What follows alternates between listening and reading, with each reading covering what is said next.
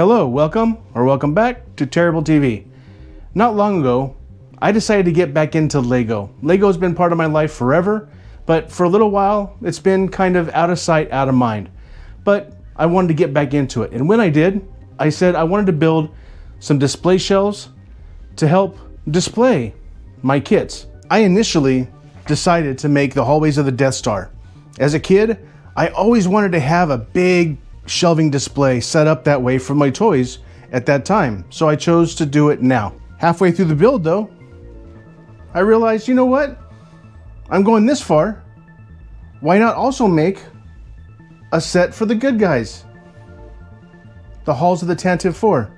So, my one project for this turned into two projects with these. So today, I'm just merging both projects together to have one long video showcasing the whole project as it ended up being one whole project. So if you've seen the other two, thank you. And I hope you stick on to see this one. I do have a little bit extra special, something new at the end of this video. So let's get to it.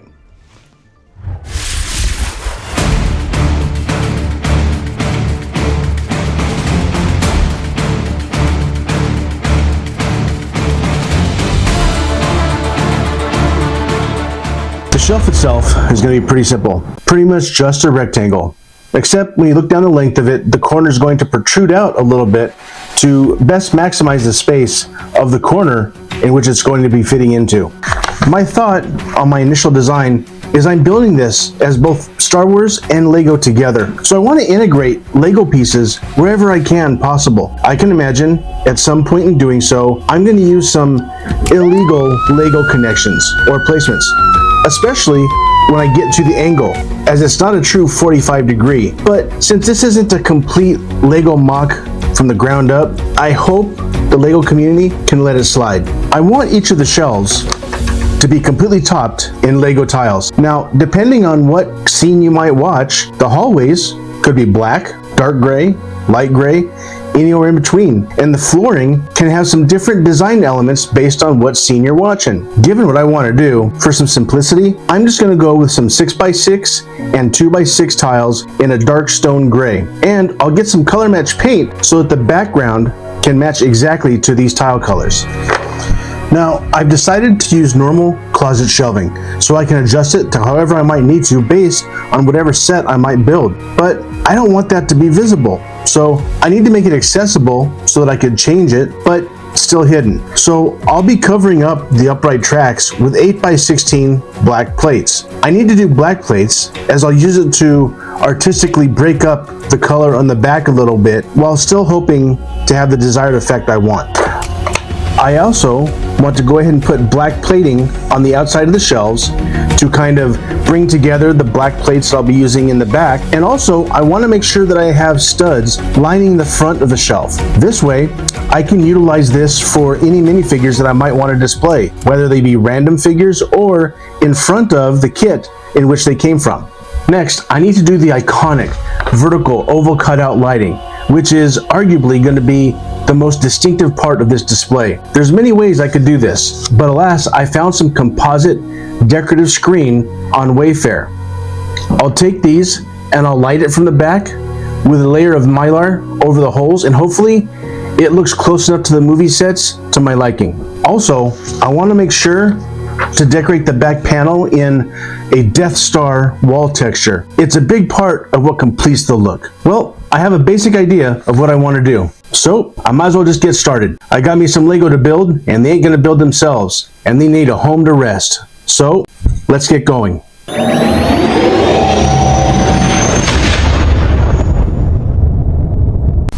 As always, you start with the bottom support, and I need to make sure it's level and exactly how high I need to make it. And of course, how long as well. Now to start measuring for and cutting the lengths and the braces for the base of this display cabinet. And in this, you have to make very, very sure that they're all the exact same size, otherwise it just ain't gonna work. Now, clamp, glue, screw, and nail the main support structure. Now to block and build up the main skeleton of the base.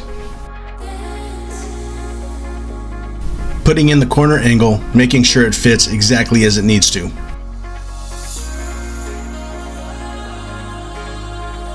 And gluing and screwing a little bit more support.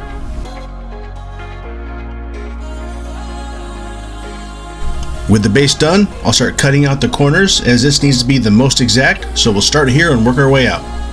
This is going to be for the bottom shelf and the very top.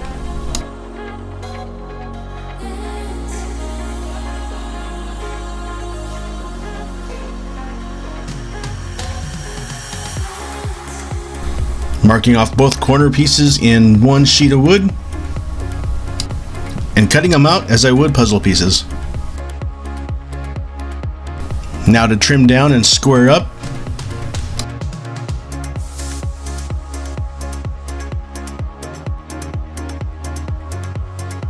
And making the final cuts.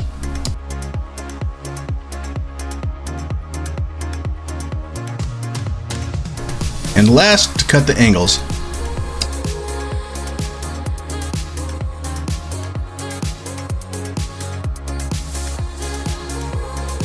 Now needing to measure and cut the lengths of the shelves.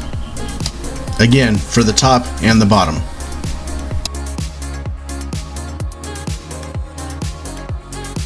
Now drilling holes so that I can place some dowels in between just to add support along with the glue.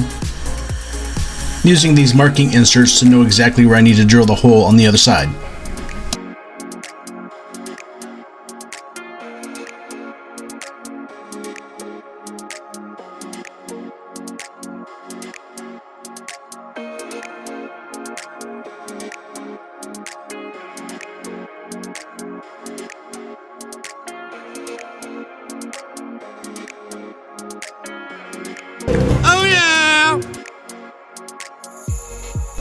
I had to attach it all together to create the complete perimeter.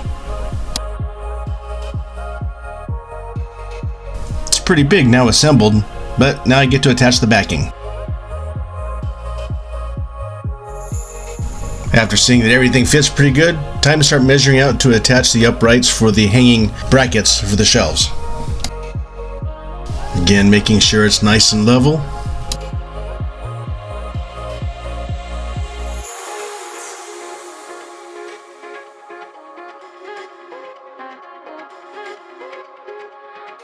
Making sure the level is staying. The levelness is really important when you have a long span of shelving in this way that has multiple bracket points. Now some vertical fairing strips to attach the front paneling to the display.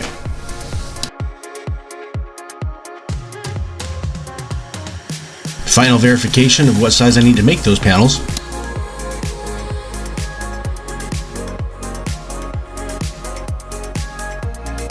Confident in the bracket placement, I can now attach all of it completely with some joint connector cap nuts.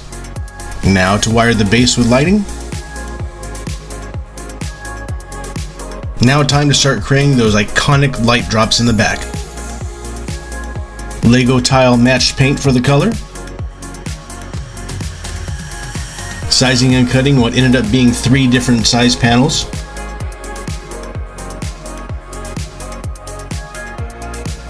And getting the 2 middle-sized shelves cut down.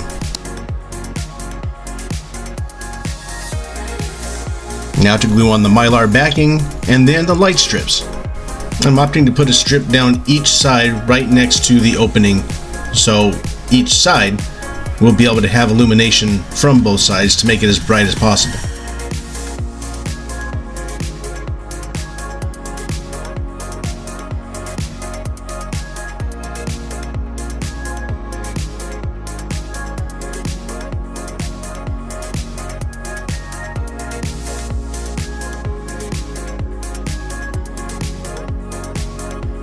Success!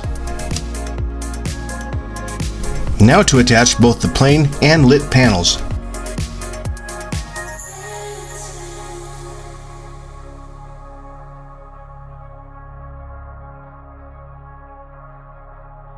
Now to create hopefully a Death Star looking panel that I can have the remote sensors for the lights visible so that I can utilize the remote controls for both light strips at the same time. Unfortunately, the remote controls are a little bit too weak to place under the display, so they have to be up and in front and visible, so I need to work it into the decor.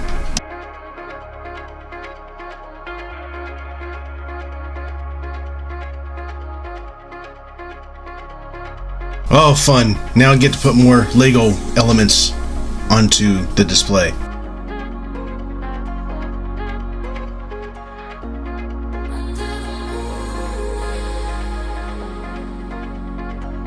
Now I can attach the edging for both the front tiles and the minifig stands.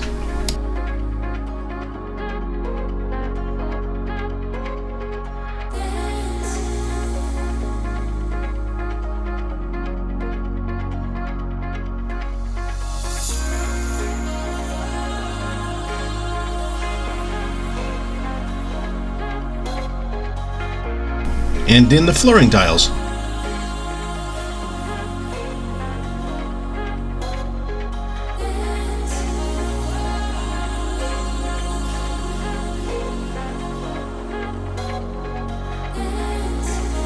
A lot of flooring tiles.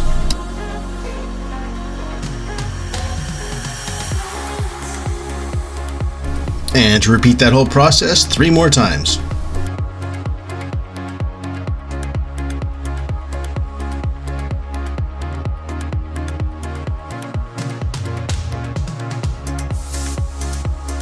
Put on some bad job hiding trim, making another decorative panel.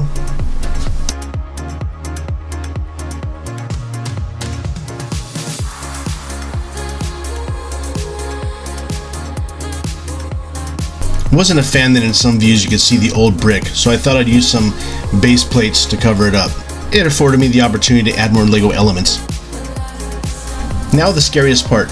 Hiding the brackets behind the Legos and being sure that it can come off when I want to adjust them. Shelving out the bottom hutch.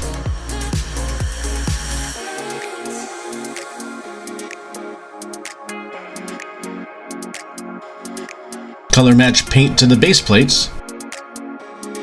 And finish off with some trimmed pieces. Now to design and cut the back facade of the Death Star hallway.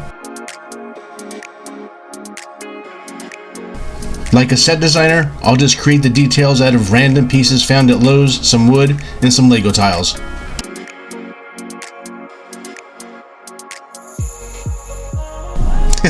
Cool. Finish off the last bit on the top shelf. And the last bit was to attach the Legos that were on back order for 30 days, and we are done. This isn't going to be too different from the Death Star build that we just completed. There will be some things that will be a little bit more complicated, but basically I'm going to start off. I want to have the shelves really match the main shelves that I have on the current Death Star shelf.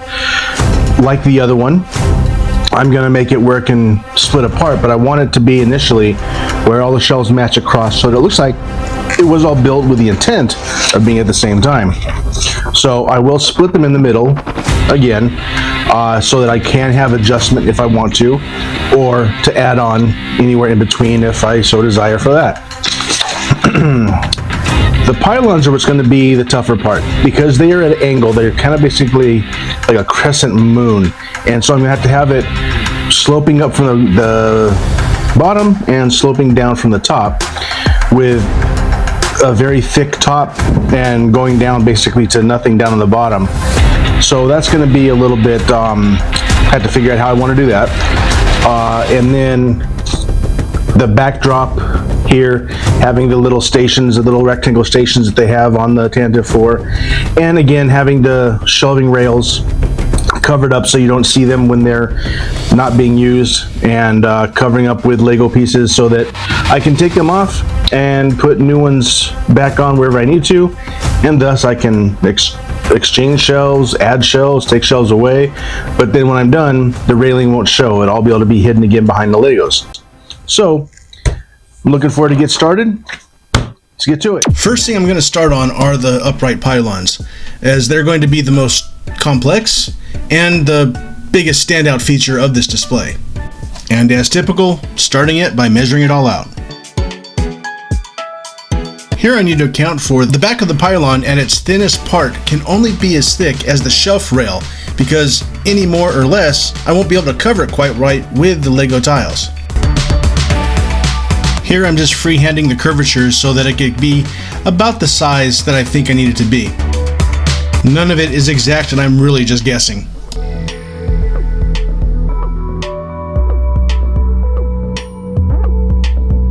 And to account the angle for the vent piece that I have to build. Now to darken up the line so that I can actually cut it.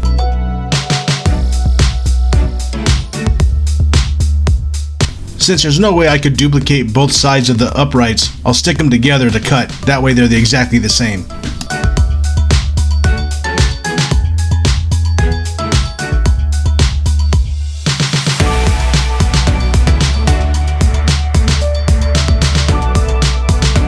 With both sides cut, I'll put the cross members in and hopefully see that this is going to work.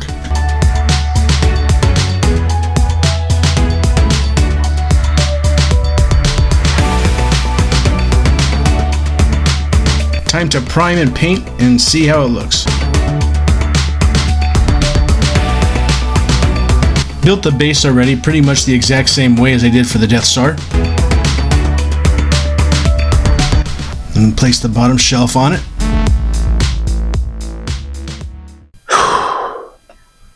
If necessity is the mother of invention, then so too must be that overconfidence is the stepchild of disappointment.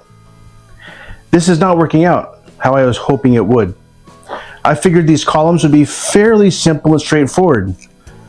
Couple side panels, couple cross members, a veneer front, a little bit of rounding of the corners, and boom, we're done. That's not the way it's working out. The veneer is not sticking quite right, and I realized as I was doing this, it would take a significant amount of work for me to be able to get this sanded down and painted and glossy enough to actually represent the very hallways I'm looking for these to do. But that's okay. Ultimately, this is a good thing. Why? Well, I'll tell you. Turns out that this particular shelving, unlike the Death Star, wasn't going to have a lot of Lego elements in it except for the top of the shelves. Now, the uprights will be as well. I'm going to take, and just like I do with the shelving, I'm going to coat the outside with a base plate, tile it up, and even though ultimately it will not be a nice smooth round in all the corners, I'm going to put 1x tiles across. What that's going to do is allow me to have the curves. Again, it's going to be a little step looking, but it'll actually look like a bigger Lego set. If you go out to a Lego store, you see the big displays they have of different characters, and they're not all smooth. They're kind of bumpy, kind of jaggedy, and has some edges to them. This will too. So even though it won't look like the set, it will certainly look like a Lego build of the set. So time to go on lego.com and order a bunch of tiles. While I wait for the tiles to come in, I'll go ahead and glue the base plates in place. To help adhere them, I'll also go ahead and staple them in. Now, luckily, if you staple in between the studs, the tiles fit on there and they don't bubble at all. Fits just right. But you gotta get the staples in between the studs. A week and a half later, the tiles have arrived. I found using a ceramic tile cutting bit, I can get these rounded off and get the shapes pretty much exactly how I need to along the edges, along with some low grit sanding. And quite the tedious task of filling up the base plates to see if I can attach them to the pylons. Again, making sure to staple in between the studs.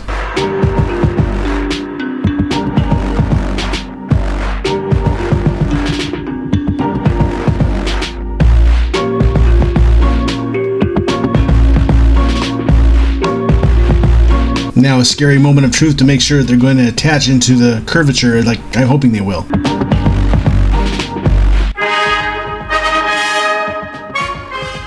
No joke, one thing I hate is working with caulk. Every crack I try to fill leads to way more cleanup than it should. Crazy. With the pylons up and secure, it's time to get the backing in place. That will give me my bottom and top curved deco.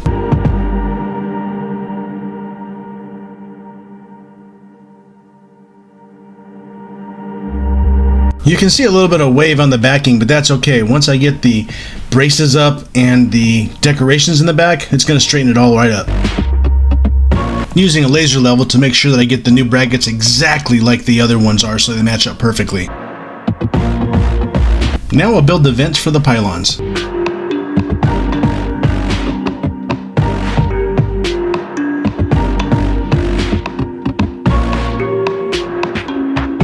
Perfect accidental fit.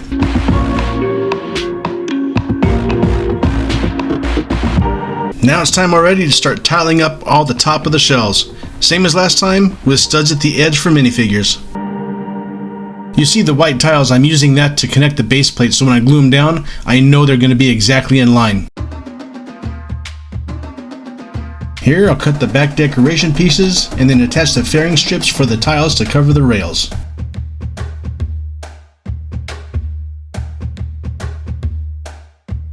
And to add some spots of greebling. Time to light it up with some rechargeable light fixtures so I don't have to worry about the wires. Now it's finally time to tile over the rails.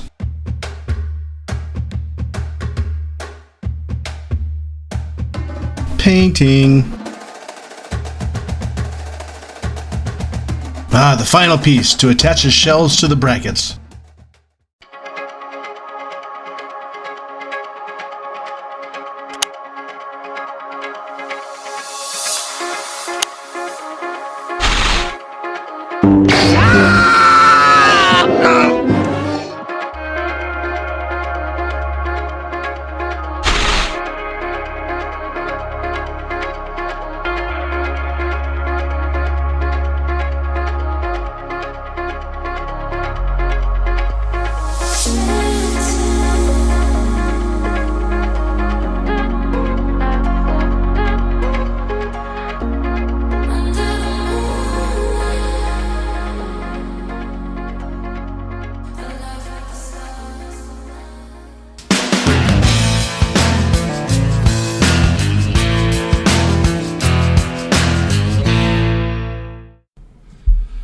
So I knew that there were a couple of what we'll call control panels that are pretty prevalent in the Tantive 4 hallway, but I figured that I had enough of the look that I wanted, but ultimately I wasn't happy. I needed to build these and install them as well.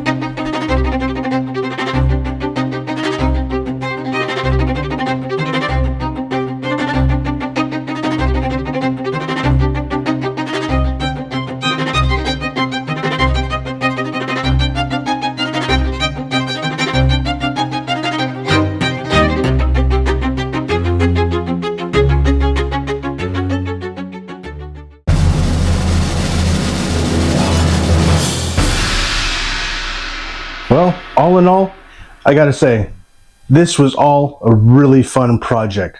This one, I will tell you, unlike this one went so well, I was pretty much happy with it every step of the way. This one, not so much. This one did not fall in place to me until I got these back panels up and decorated. Up until that point, I was not sure this was gonna work to a point that I was gonna like it, but thankfully, it worked out.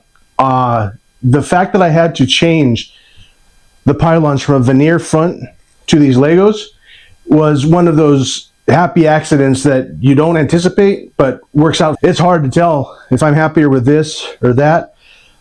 I think I gotta lean this way. I think I'm happier with this, but they're both amazing for me. Now, with that, I'm able to finally get back to my backlog of sets, and I can start building all of the vehicles that are going to populate this area. So, as I close out, I want to thank you for being here.